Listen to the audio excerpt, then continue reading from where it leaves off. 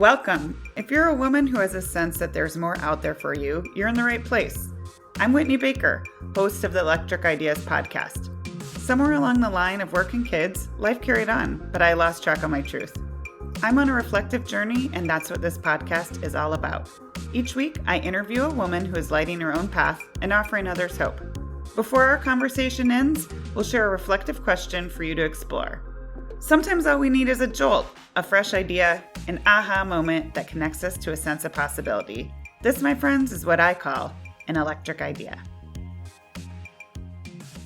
Welcome back to Electric Ideas. I'm your host, Whitney Baker.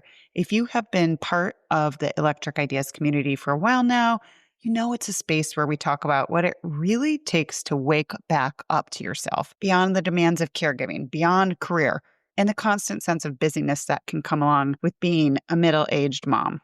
I'm so passionate about helping women reconnect with their spark and remember their worth and taking these small, soul-aligned steps that make them feel alive again in their own lives. And that's why I am so thrilled to welcome Tracy Litt to the show today. She's one of those people that in our conversation, I felt so leaned in. And I just wanted her to keep going because she had so much wisdom to share. Tracy is founder of the School of Becoming. She's an international best-selling author, TEDx speaker, and transformational coach. One of the reasons I think you'll appreciate Tracy's work as much as I do is that she does a really good job of blending spirituality and emotional healing with science. Today, we are diving deep into her book called Worthy Human. And let me tell you, this was a powerful read for anybody who wants to remember that worthiness is your birthright, but also for any woman who's looking for guidance in how to take radical responsibility when it comes to breaking up with old patterns and stepping into the next level version of themselves. Tracy and I are going to inspire you to stop making excuses, claim radical self-responsibility, and really step into that more vibrant, awake version of yourself that's an energetic match for what you most desire. I can't wait for you to hear this conversation. Let's get into it. Hi, Tracy. Welcome to the show. Hi, I'm so glad to be here. I am delighted to have you, and I like to just dive right into the core of people's work. And I know something that you're known for is talking about how we are both our obstacles and our answers.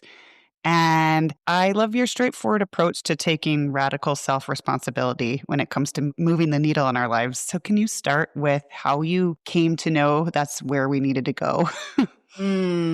Such a beautiful opening question. So as I was serving more women and doing this beautiful work in this world, the work of identity evolution, personal and professional growth, manifestation, creation, all the things, I had this moment where I thought to myself, I don't think everybody understands that they get to choose. I was just watching clients, peers, people in my life. And something that I always knew is I'm the cause of the effect. You are the cause of the effect. You are both the problem and the solution. You are the common denominator. You are the generator through which everything is created, right, and experienced. And in recognizing that, oh, okay, how do I help people realize they're choosing it? Meaning, if you're in a place where you're not liking what you're experiencing, I love you, and you're choosing it, or you wouldn't still be there, right? Or you're not getting the result that you are working so hard for, you're choosing that too. And when you really drill down choice, or when I drill down choice, I realize the thing that has to occur for all of us in order to step up into sovereignty, agency, which are just fabulously fancy words for choice, step into choice is we have to realize we're the cause of the effect.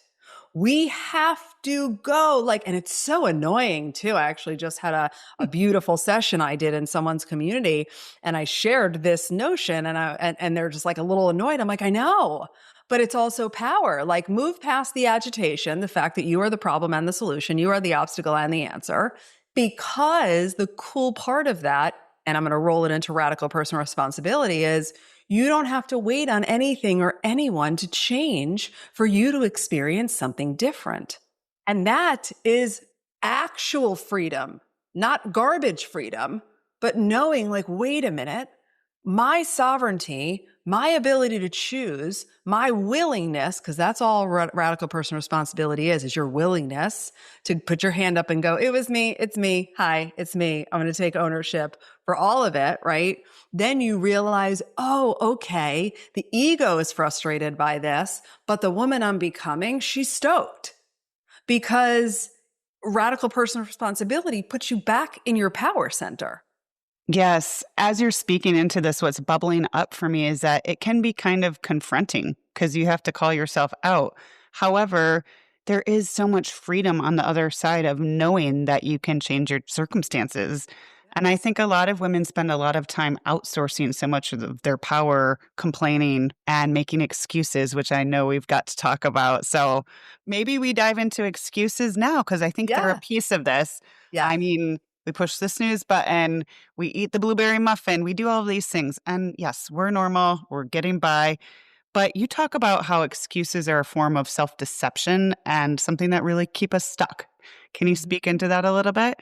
Yes. Oh, it's so good. It's like excuses are the lies we tell ourselves. So we don't have to take responsibility. So it doesn't have to be our fault. So we don't have to take ownership. And I want to share this because something in me is saying to share it and it's important. One of the requirements for becoming a woman who lives her life through radical personal responsibility and ownership is you realizing that you are whole and worthy, period. Okay. Because the thing that prohibits women from taking, I'll just call it RPR, that's how we shorten it in our world, is the lie that they are unworthy or they are not enough somehow. So it happens to the psyche when you are struggling with not feeling enough. And then I'm over here going, hey, queen, take radical personal responsibility. Your unconscious addiction to self internalization, which means making everything mean something about you, stops you from taking that ownership because in an unworthy identity, it makes it mean that there's something wrong with you.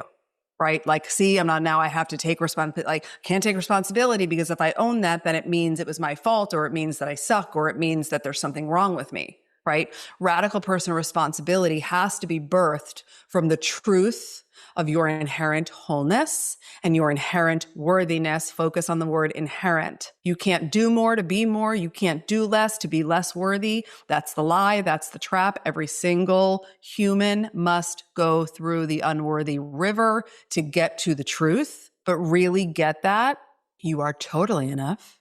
You are totally whole. You are totally worthy, never because of anything that happened or didn't happen, but by the sheer fact that you are listening to this conversation. Period. Birthright guarantee. Done. Then you can go, cool, because my worthiness and my wholeness is not debatable or negotiable. Feel it in your body. Notice how much easier it is to be like, yeah, I'm going to put my hand up. That was me. I'm going to own that. I'm going to take radical personal responsibility for that. I'm going to realize that the fact that I'm not where I say I want to be in my career is because I'm sitting on a litany of excuses. My boss has it out for me. This company is XYZ. It's really, really loud and noisy. It's all garbage. And all of it is an abdication of your power. We don't realize the depth of our victimhood until you listen to a conversation like this and you're like, oh, okay, I left my power over there. I left my power with that justification and that excuse and that person that I'm still trying to prove right. That Mm. all has to go so that you can step up into the power of what RPR can do for you in the results in your life. You mentioned in there a little bit how kind of our subconscious mind is running the show. And Mhm. this is another kind of inconvenient truth that you speak into that I think some people aren't necessarily aware of. Tell us about how, especially those beliefs around not being worthy, might be impacting us and kind of running in the back of our brain more than we really know. Okay, I'm going to answer this, then I'm going to tell you a personal example. Your whole mind has two main parts, your conscious mind and your subconscious mind. Your conscious mind is only about 3 to 5% of what drives the output of your life, how you behave, how you show up, how you make decisions, how you have habits, how you engage with others, how you react or respond, all of that. 95 to 97% of how you move about the world is subconscious, which means it is below your awareness. And from about third trimester in your mother's womb till roughly 7.5 or 8 years old, you have no conscious mind. You are all subconscious mind turned on like a video camera, 24/7, 365, just taking it in and taking it in and taking it in. And when you're all subconscious mind, the only thing the subconscious mind does is it internalizes and makes anything that occurs in your upbringing to mean something about you. It's a survival mechanism. So if your father abandoned your family when you were 2 years old, the 2-year-old subconscious mind goes, oh my God, I must not matter. I must not be good enough. If I was good enough, he would have never left. And then boom, we lock in a little bit of the not enoughness. If you didn't make the soccer team and you were 4 years old and you walked off that field and you're like, oh, see, I suck. If I was better, then they would have chosen me. There must be something wrong with me. Then you develop, something's wrong with me. For me, I drew a comparison to my older sister. So it can be a litany of things. It doesn't have to be big T trauma. It doesn't have to be sexual abuse to result in not enoughness. Every person on the planet, Oprah, the Dalai Lama, Tony Robbins, Steve Jobs, anyone you think just believes fully in their worthiness, every single person, because it's a biological process, moves through life in the beginning with some sentiment and belief structure of not enoughness. Mine got formed because I had an older sister. At least these are the moments I was able to recall, and I would compare myself to her. But I didn't have a conscious mind. So I wasn't able to go, oh, I'm 4, she's 6. She's supposed to be better than that at me. She's supposed to be able to do X, Y, Z, and I'm not. Instead, it was just all of these moments that my subconscious decided I'm not enough, I'm not smart enough. Now, pay attention here because you asked, how does it make manifest? Your belief structure sits at the core of your identity. And your identity is the cornerstone of your reality. You'll never outperform or outsucceed or outexperience the identity that you're in. So inside my identity was I'm not smart enough. So it made manifest in things like, I'm in high school, I'm going to skip second period, I'm not smart enough anyway. I'm going to not realize that I don't really care about school, I don't really like school. But that was the story that I started telling because in the core of my belief structure, I didn't think I was smart enough to do well, so I never attempted to. I didn't go to college traditionally when everybody else was applying and going because what am I going to do that for? But I didn't have this. This wasn't the version of me. I can speak to it this eloquently because I am who I am now, right? But recognizing that your beliefs are the core inside your identity alongside your nervous system, and that is driving your reality, period, because it's driving your beliefs, your thoughts, your stories, your behaviors, your action, your lack of action, the way you react, the energy you emit. It's everything, right? So that's just like a really, I'm not smart enough became, here's the behaviors. I'm not going to go to class. I'm going to say that I don't want to go to college. I'm going to tell the story that college is not for me. Yes, I really appreciate the specific example. And one thing I liked about your book is for me, I felt like it was soul meets science. And I was wondering, we don't have to get too technical, but you talk about the reticular activating system and how when we have stories in our head, we look for ways to prove ourselves right. And I thought that was interesting and something that people might want to hear about. Well, this is so good. So you don't realize you're looking for ways to prove yourself right. That's a function of the ego. And so your reticular activating system, one of the ways we teach it inside the school is it's like the bouncer for the club of your mind. So imagine like this big buff dude ripped with arm tats, and his name is Raz. And he is standing at the front of your quote club, and he's only going to let in what he thinks you want inside your club. And the way he discerns like who's out and who's in is your belief structure and the stories you tell and the thoughts that you think, because you don't see with your eyes, you see through your eyes. And the identity, which holds all the things we're talking about, drives what Raz shows you and what he doesn't. So if you think about this in like a pretty rock solid universal example, let's do like 2 of them because one is motherhood related. So I decide I'm going to buy a new car. I decide I'm going to get a white BMW. I'm pumped about it. So I start researching them online. I go test drive a few, right? I subscribe to get their free magazine. And then all of a sudden I'm seeing white BMWs everywhere I go. And you're my best friend. And I call you, I go, Whit, you're never going to believe this. Everywhere I go, like white BMW, like right now, oh my God, there's a white BMW right next to me. This must be a sign. It's not a sign. It's where I have been putting my focus and attention. So Raz is like, oh, she wants white BMWs. Got it. I'm going to start pulling in from all the stimulus and everything that's available around her, and I'm going to focus and show her that. Same thing with pregnant. I remember the times I was pregnant, all of a sudden I felt like, how many times have you heard there's something in the water, everybody's pregnant? No, it's just because you're pregnant and you're eating and breathing and sleeping pregnancy. So it is what your Raz shows back to you. There are other people in the world that are not pregnant that don't even realize there are pregnant women right now in this moment. So that's really what the Raz does. Those are great examples because I think that we want to learn how to, again, back to the self-sovereignty and that feeling of power, we want to learn how to harness this to be a force of good in our lives instead of the self-fulfilling prophecies. I mean, you gave some examples in your book, like even a child who was ruining the whole family's life. Kind of this woman complain. I'm paraphrasing here, but Yep. and every morning she would be like, "Ugh, this is going to be a disaster." And again, she was looking for it to be a disaster. Yes.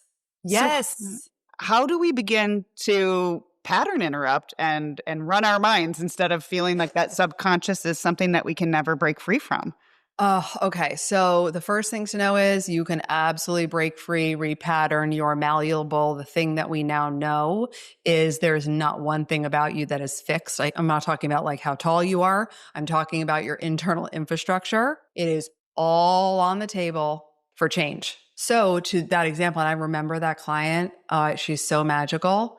So the thing to know is you will always see what you look for, right? That was the point of me sharing that story in the book. If you think your child's going to ruin everything, that is just because of the little Raz lesson we had, that is the experience. And the other thing to note is you are also contracted because now you're anticipating something that you don't want to have happen. So what you don't realize at a deeper level, which is not in the book, because so much of the body work that we've done was post the book came out in 2020, and there's just so much more that we've done since then. You are now co-regulating anxiety and contraction. And what you're asking for is a calm, fun kid. But you're like tight and poised to pounce and you're afraid to walk out of your room because there's going to be another eruption or whatever story you're telling yourself. And then the problem perpetuates. So the thing to start to pay attention to from an actionable place is, am I putting my focus and attention in alignment with what I say I want? Or am I now realizing that I'm saying I want one thing, but then the way I talk about it and what I focus on is completely opposite of what I say I want? Because that is what happens. Every woman I've ever had the honor of guiding or teaching, I'm pumped. I want to grow this. Let me give you an example. I'm going to grow this business. It's going to be amazing. And then I hear her say things like, this is so hard. The industry is so noisy. I have no idea what to do. It's complete incongruence.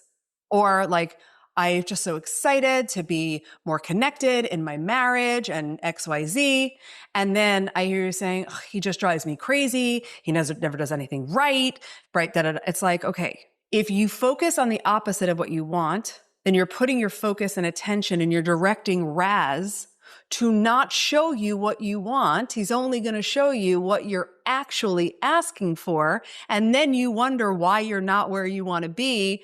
Let's bring back radical personal responsibility, because this is the kind of moment where you go, hold on. Oh my God, it's me. I've been totally focused on the opposite of everything I say I want.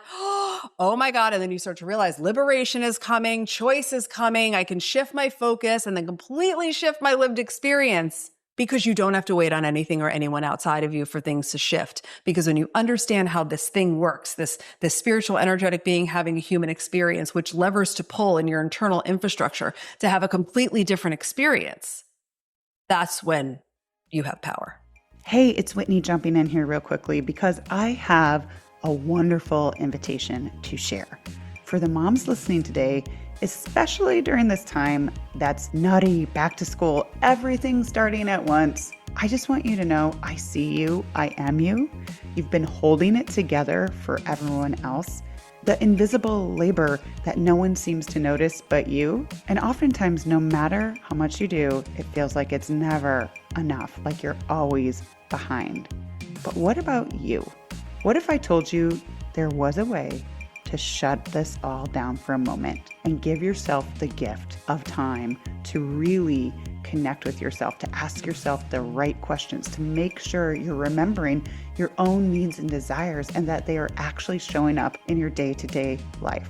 What would it feel like to reclaim your own spark, your joy, your energy, this sense of self without the guilt? My 6-week Season to Shift group coaching program for moms is designed just to be that space for you.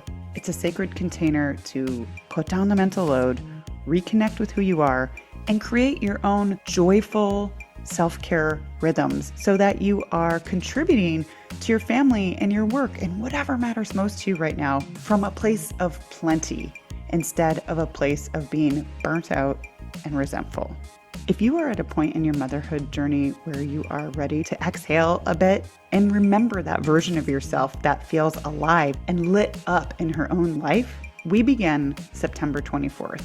Our weekly hour-long sessions meet live virtually, so you can join from anywhere.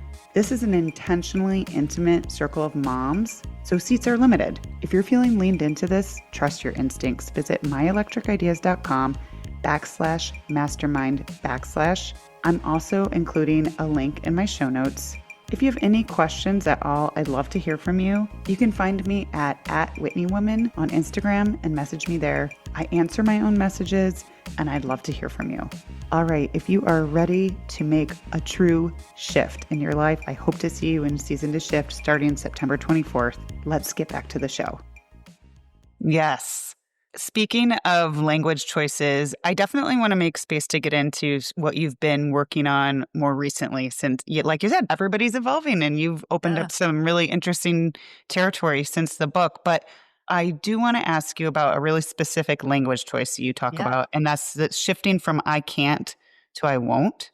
Tell us about that. That's a juicy one. So it's important to make the shift so that you can untether from the unconscious victimhood that you didn't realize that, you're operating in, and also pay attention if your mind's trying to be shitty to you right now, if it's trying to judge you, if there's any kind of thoughts it's offering, like, it's mad at me, it can't believe that it's realizing this, because giving yourself grace is really, really, really important. So when you realize, whoa, I've been abdicating my power, that is not then the invitation for you to be mean to yourself about the fact that you just realized you've been abdicating your power. That's the opposite of where we're going. Instead, it's like, this is so cool. Oh my God, I just made like a huge awareness.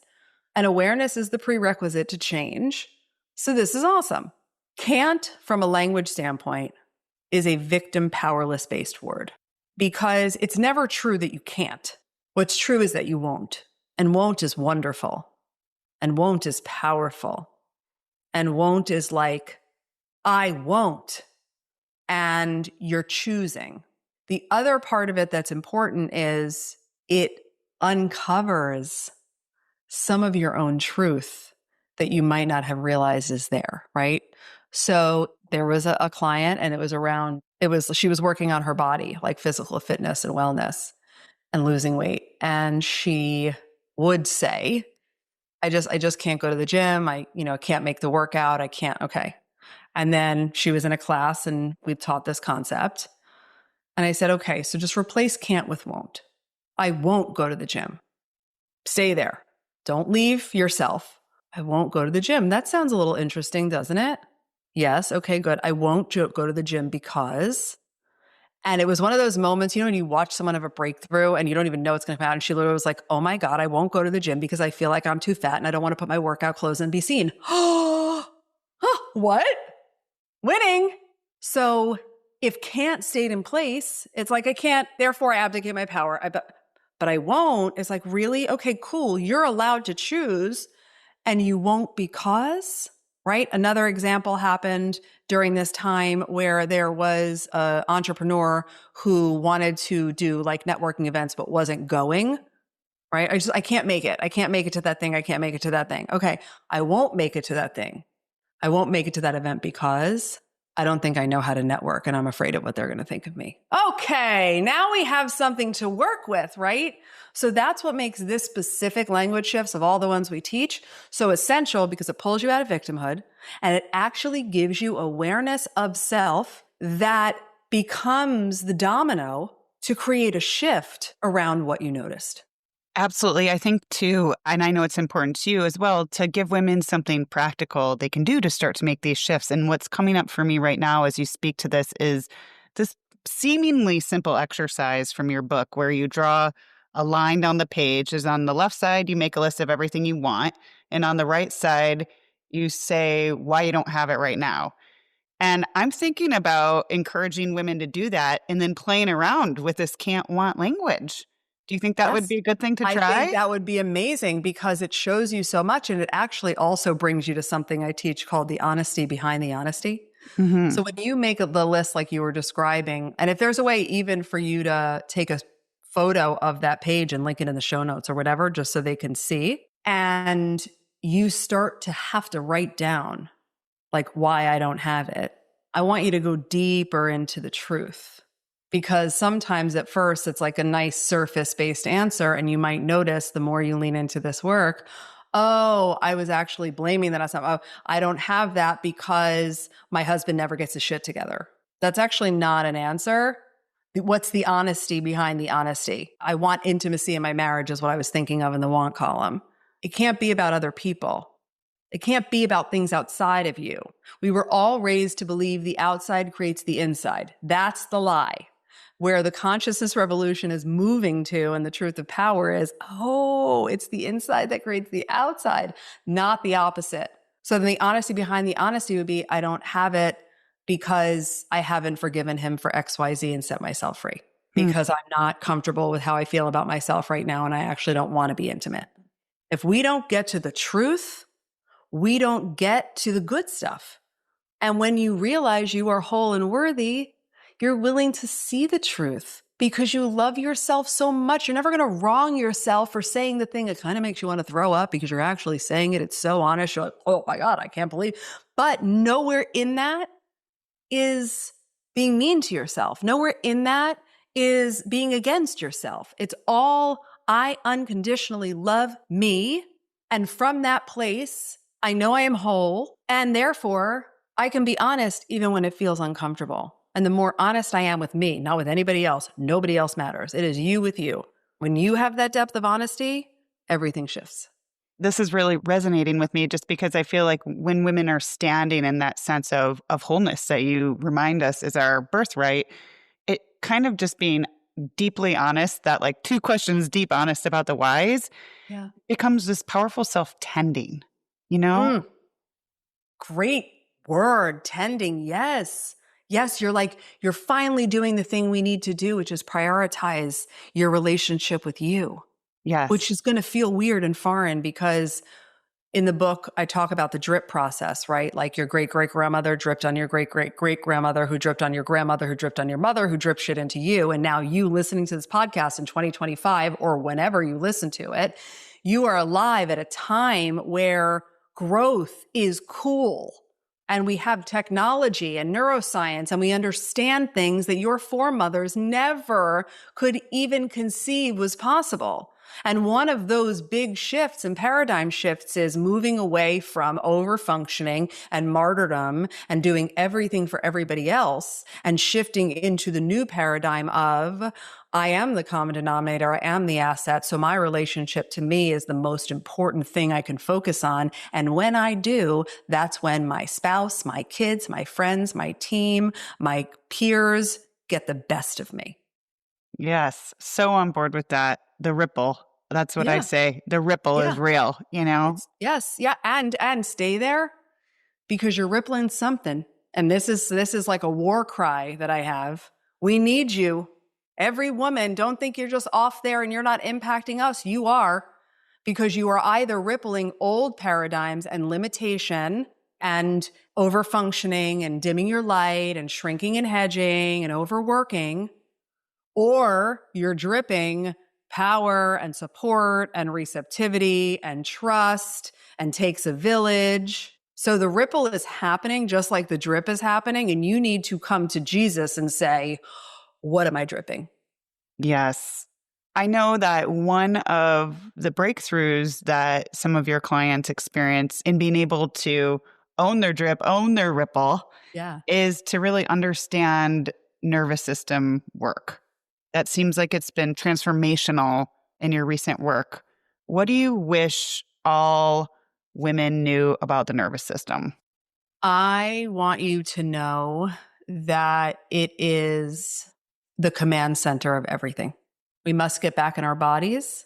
We must relate to our nervous systems, and we must start to heal and regulate our nervous systems, because the nervous system is the thing that's running the show. And the nervous system, there's two components that matter.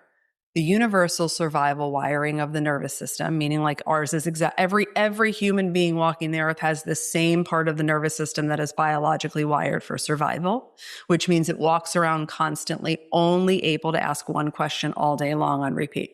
Safe or unsafe, safe or unsafe, safe or unsafe, safe or unsafe, safe or unsafe, right?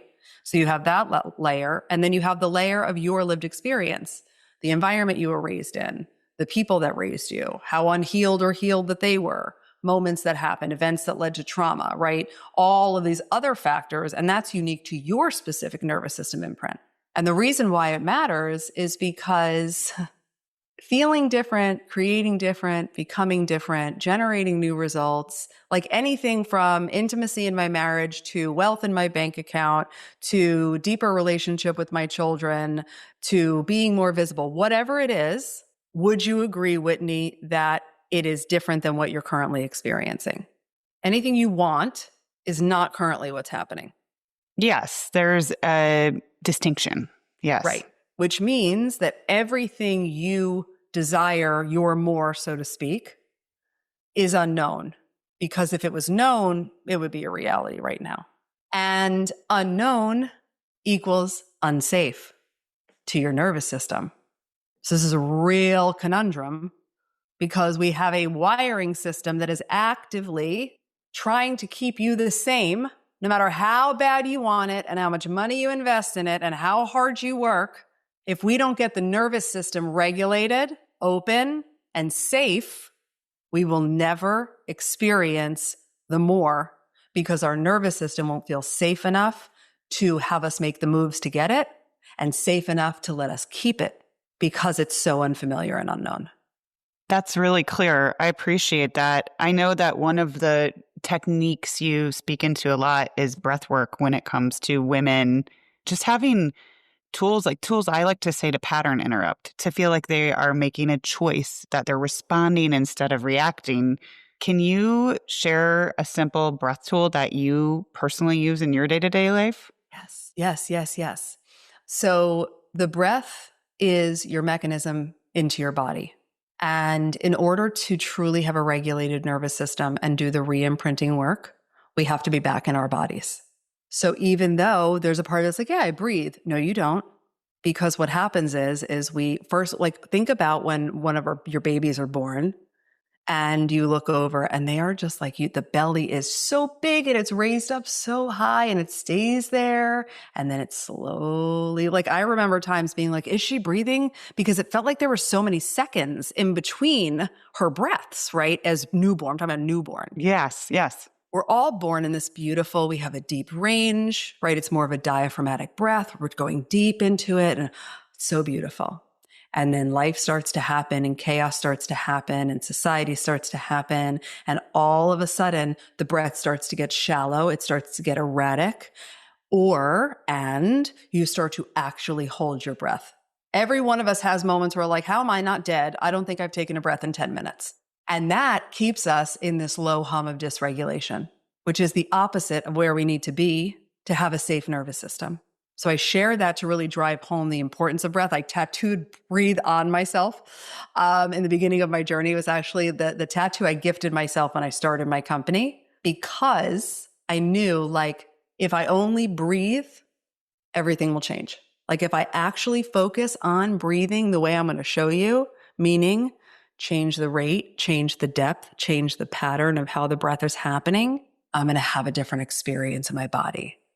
And Mm. I move from this kind of like, I feel like I'm fine, but I don't realize I'm dysregulated to like, oh, whoa, that's what safety and regulation feels like?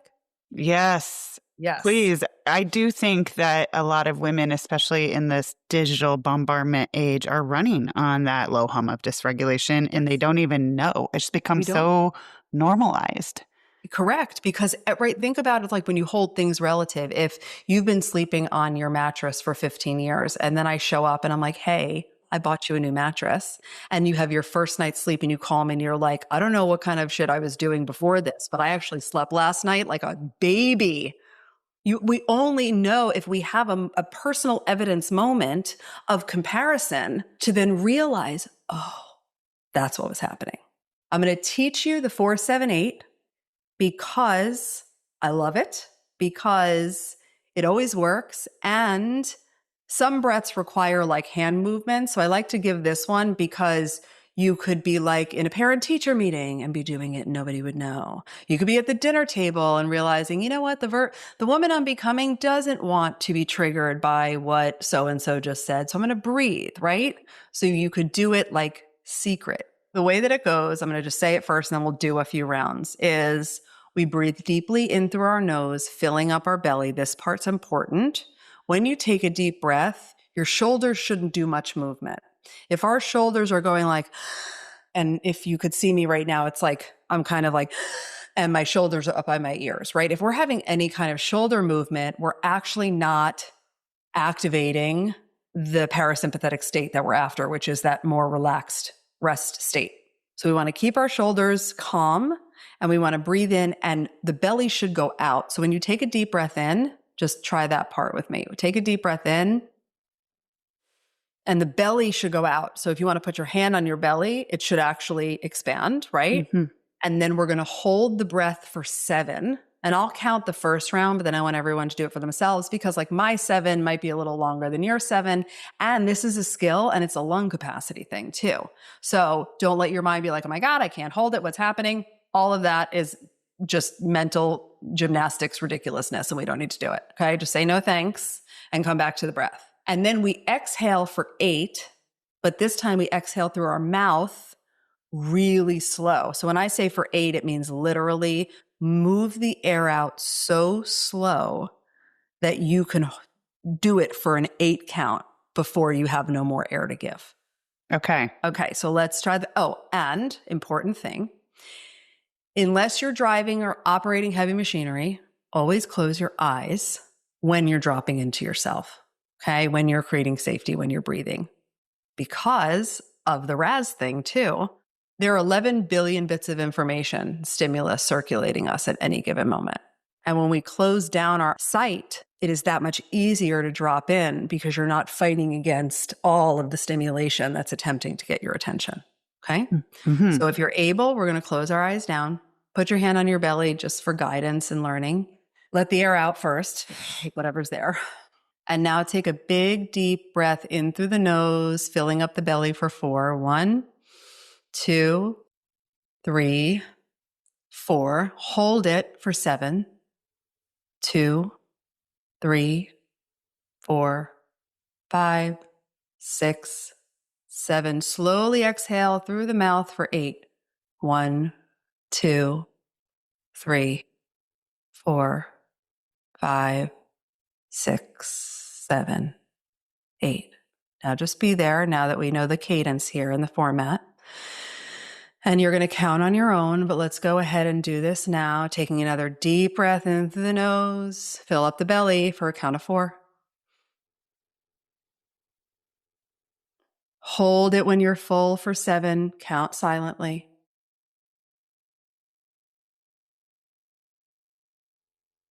Slowly exhaling through your mouth for 8, count silently.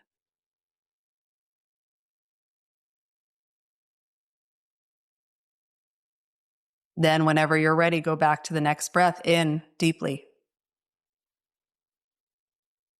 Hold 7.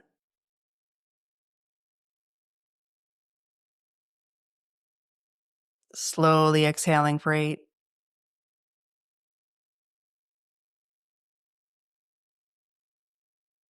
Let's just do it one more time. Feels so good. When you're ready, in through the nose. Hold.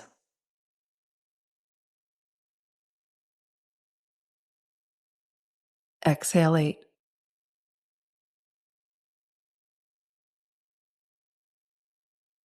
And just sit here for a moment when you're done and drop your shoulders a little bit more and relax your face.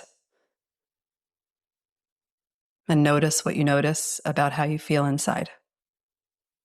Okay, now I could slowly open your eyes and come back because I could have stayed there all day. Yeah, me too. I was there with you.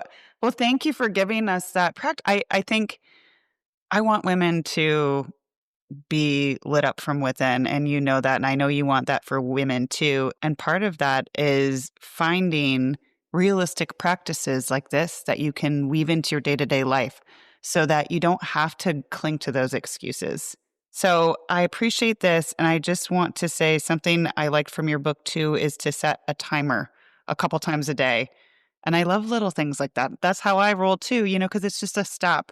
Okay, do that breath exercise you just taught us for 2 minutes. You can go in the bathroom. You can do that, and it will help you have that drip, that ripple that we both know every woman wants, right?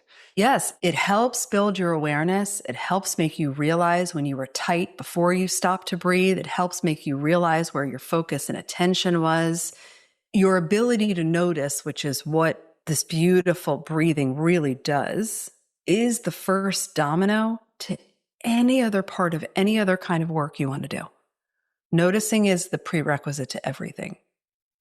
So the more we do this, the stronger we build our awareness skill, both of introceptively, meaning how we feel inside our bodies, and of like, oh, what I was focused on or the behavior that I was exhibiting. And then you could have a moment where you're like, oh, I remember that thing when I was listening to Tracy Whitney and I was just putting my focus in the opposite of what I say I want. Wow, I just realized that. I just became aware because I stopped running like a chicken with my head cut off for the 17 hours of the day that I'm awake. So inserting those, I'm glad you brought up the reminders, is a really, really important because your mind also doesn't want you to stop. When we set reminders, and we do this in the choice method program, we do this in becoming and all these things, this is like a do not pass go, everyone must do this. The amount of times the mind will say to you, you're fine, you feel good, you don't need to stop. Oh, your breathing reminder just went off. No, it's fine, you have other things to do, don't worry about it. Because that's how uninterested in you feeling different, being different, or experiencing different your nervous system is. Because your nervous system comes from the back of your brain stem all the way into your spine throughout your body, right? So your nervous system, when it feels unsafe, starts to drive limited thinking, starts to drive all the reasons why not. Not because it's accurate, but because it's not interested in you being anything but the same. Yeah. Oh, that lands. Tracy, I know we could talk about this forever. I might need to do a Tracy part 2 one day. Let's do it. Let's do it. I'm all about it. But in the interest of, being timely, I always like to end my episodes with an opportunity for reflection for women. So in these areas that we've covered of choosing radical responsibility, stopping with the excuses, and really becoming that energetic match for our desires, what's one question women could be asking themselves more? What am I afraid of? Because fear has lots of flavors, and fear doesn't usually feel like fear. And when you can identify what you're afraid of, what am I afraid of if I leave this relationship? What am I afraid of if I grow this business? What am I afraid of if I stop and am not so busy? And you'll get some like profound truth. And then again, the awareness gives us a place to grow from. That's a beautiful place too. And I know women are going to want to read your book and follow you and soak up all your wisdom. So where can we find you? Thank you. Theschoolofbecoming.com is the site. And on Instagram at the Tracy Litt. That's the best place to hang. You can DM me. I respond myself. And anything we have coming up is always announced. And we just give great content. So at the Tracy Litt. All right. Tracy, thank you so much for your time and energy. This is Thank great. you. This was amazing. I'm so glad you joined me today. If you're looking for more, feel free to connect with me on Instagram at @WhitneyWoman. And if you enjoyed the show, I invite you to support me by leaving a review or sharing it with a friend. Hope you have an inspired day.